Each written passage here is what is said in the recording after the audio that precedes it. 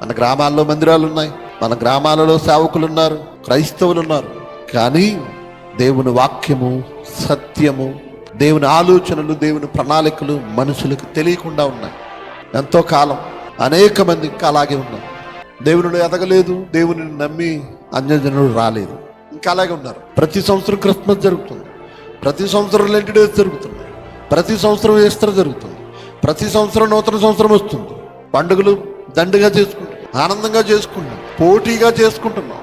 వాళ్ళు బాగా చేశారు, నేను బాగా చేయాలనుకుంటున్నాను, వాళ్ళు ఎలా చేశారు నేను అలా చేయాలి అని అనుకుంటున్నామే. కానీ ఏది మనలో ఎదుగుదల?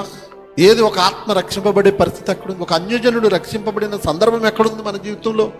అందుకే చెప్తున్నాను, ఆనాడు యేసుక్రీస్తు వారు తన ముందున్న శిష్యులకు చెప్పినట్టుగా, ఇదిగో చూచు మీ కన్నులు ధన్యములైనవి, విను మీ చెవులు ధన్యములైనవి. ఇక్కడికి రావడం వెనుక విజయ్ కుమార్ పోషింపబడ్డు. ఇక్కడికి రావడం వెనుక విజయ్ కుమార్కి ఇంకా భారం పెరుగుద్ది, బాధ్యత పెరుగుద్ది. జనం పెరిగిన తర్వాత జనాల మీద వేసి ఇది బాగు చేద్దాం అని అనుకోలేదు. బాధ్యత పెరిగింది, భారం పెరిగింది. అనేకులు దేవుని పిల్లలు వస్తున్నారు. వారి వాక్యం వినడానికి ఒక ఆహ్లాదకరమైన వాతావరణం కావాలి. దీనిని తయారు చేయడానికి కష్టపడ్డాం, ఖర్చు పెట్టాం, అప్పు చేసాం, భారం మోస్తున్నాం, వడ్డీలు కడుతున్నాం. విజయ్ కుమార్ బ్రతకడానికి ఇక్కడ నిర్ణయింపబడలేదు, ఇక్కడతో ఆగిపోలేదు. ఇంకా అనేక చోట్ల పరిచర్య ముందుకు తీసుకెళ్లాలని ఆలోచిస్తున్నాం. ఎందుకు అనంటే ఆ దేవుడు కనుమరుగైపోయాడు మనుషులలో.